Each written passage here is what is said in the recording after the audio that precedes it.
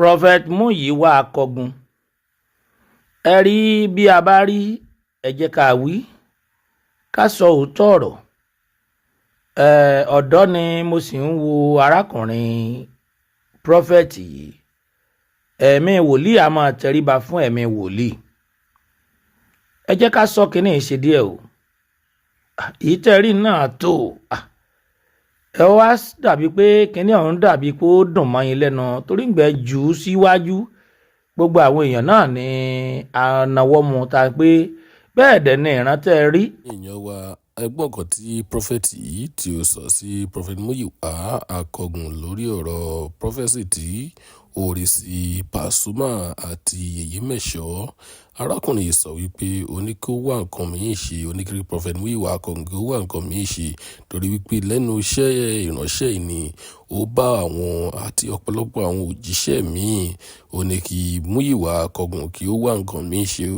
Ẹ̀yin yẹn wá ọ̀pọ̀rọ̀ kágbọ̀n ẹ jẹ́ ká gbọ́ látẹnu bàbá yìí. Kò jọ ọmọ yìí kú rárá. Mo fẹ́ kẹ́ bá mi share fún prophet yìí kó mọ̀ pé prophet wà, kì í ṣe Elijah nìkan ló wà nígbà tirẹ̀. Àwọn 700 kan náà tún wà tọ́lọ́run gbé dìde. Àwa náà tẹ́ ẹ bá lẹ́nu rẹ̀ náà rí o. Ẹ gbọ́ òdodo ọ̀rọ̀ ni mò ń sọ. A lè má lókìkí rẹpẹtẹ, àwa ò lé ní. Ẹni tó bá fẹ́ wá òkìkí a máa sọ̀kò sí àárín àwọn èèyàn ńláńlá, a máa sọ̀rọ̀ àwọn gbólóhùn ọ̀rọ̀ yìí èyí tí ó mú kí wọn ó tají dìde.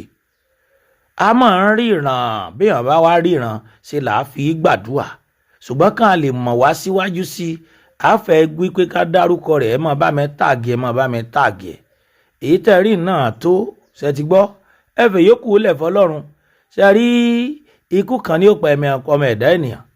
Bákòókò ènìyàn ò bá dẹ̀ tí ì tó, ẹnì kankan ò lè rán lọ sọ́run. Ní ti Pasuma yìí tẹ́ ń sọ̀rọ̀ rẹ̀ yìí, kò sí ikú kan tí ó pẹ̀tà lójú ìran. Bẹ́ẹ̀ ni ikú kankan ò ní pa. Ìran tí ẹ rí ìran ìṣẹ́gun ni. Ọlọ́run yí ikú yẹn dànù. So ẹ má rò wípé bóyá àwọn kan ti dìde láti sọ pé kí wọ́n máa wá fìdí yín lórí ìtọ́mọ ẹ̀ táàrin wòlíì òde òní tẹ́ mọ́ ń sọ iṣẹ́ ìránṣẹ́ dàrí, tẹ́ mọ́ gbà lọ́tún gbà lọ́sì. Pasuma pè mí, àwọn ọ̀rẹ́ rẹ̀ kan náà tún pè mí. Gbogbo yẹn kò jẹ́ ṣé òun kò tọ́pìkì yẹn. Ẹ jẹ́ ká change ẹ̀ ká wà mí sọ. Ẹ jẹ́ ká wàásù ọ̀rọ̀ Ọlọ́run. Ẹ jẹ́ ká wàásù nǹkan tó mú lè dé ìjọba Ọlọ́run. Ẹ jẹ́ ká wàásù àwọn nǹkan mìíràn èyí tí orílẹ̀-èdè Nàìjíríà ẹ̀ sọ̀rọ̀ nípa wọn, èyí tí ń gbé nípa ẹ̀ sọ̀rọ̀ ní ẹ bẹ́ẹ̀ sọ̀rọ̀ nípa wọn, ẹ̀ lè rí nǹkan kan gbà lọ́dọ̀ wọn. Ẹ jẹ́ ká sọ ọ́, ká ṣe tó dára. Òdodo ni mo sọ.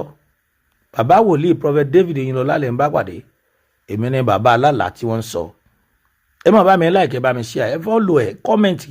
Ẹ jẹ́ kémi náà mọ̀, ẹ máa jẹ́ kí n mọ̀ tẹ́ ẹ ní ọkàn.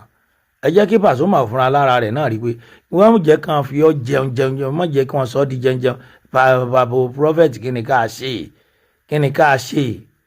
Mo sì rí i pé àwọn ilé ìjọsìn ó máa tó hù tí gbogbo àparí rẹpẹtẹ tí ó di ringede nísìn. Àjowú ẹnikẹ́ni, ṣùgbọ́n wá tọ́pìkì mìíràn. Ọlọ́run ló ní gbogbo wa. Wòlíì tí ń ríran gan ikú pa. Mo lọ sórí òkè kan nígbà kan, ó ríran kú sí gbogbo àwọn èèyàn rẹpẹtẹ. Ọdún yẹn ò parí tóun náà fi kú. Ẹ jẹ́ ká sọ sí i. Ọlọ́run ló ní gbogbo ẹ̀dá ènìyàn. O wàásù ìrònú pìwàdà fún, o wàásù kinní kan fún, o wàásù kó mọ̀ kò sẹ́ni kò síkú lójú ẹ̀. Ìyẹn náà ti tó. Akọgun Múyìíwá. Àlàáfíà fún gbogbo wa o.